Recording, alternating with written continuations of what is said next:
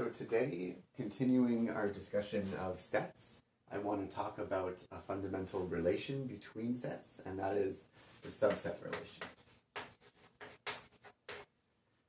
So if I have two sets, let's call them A and B. This symbol here means, or is read as, A is a subset of B. And what this means is that every element X in A is also in B. That's the subset relation. So for example, if I have a set like 1, 2, 4, this is a subset of, for example, 1, 2, 3, 4. And something that's a subset of this is, for example, 1 and 4. Now, whenever A is a subset of B, just because of the nature of what the definition of that means, we know that if A is a subset of B and X is an element in A, then X is an element in B. In a sense, this is just the definition of what a subset is. We also know that if A is a subset of B and B is a subset of C, then A is a subset of C. And that's just because if everything in A is in B and everything in B is in C, then everything in A must be in C. So this just follows from the basic logic of the subset relation. Now, as long as we're talking about subsets, we might as well talk about another important operation on sets, which is the power set operation. So if I have a set A,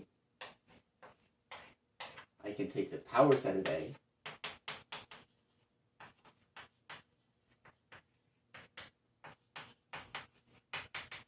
and what this is, by definition, is the set of all B such that B is a subset of A.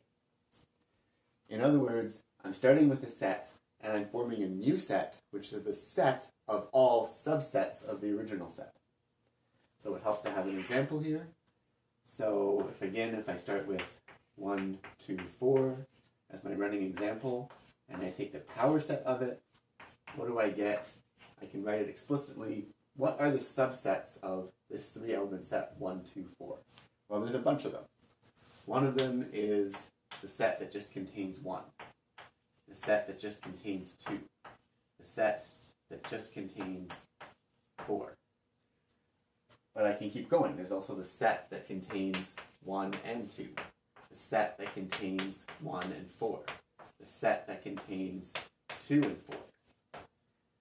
And there's yet more, because there's the set that contains 1, 2, and 4, right? Because by the definition, everything is a subset of itself.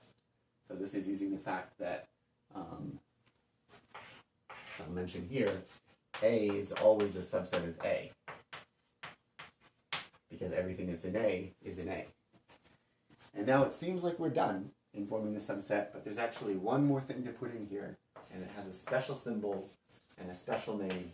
It's called the empty set. And the empty set is always a subset of A, or of any set, as well. Because what the empty set is it's the set that has nothing inside of it. That's why it's called the empty set.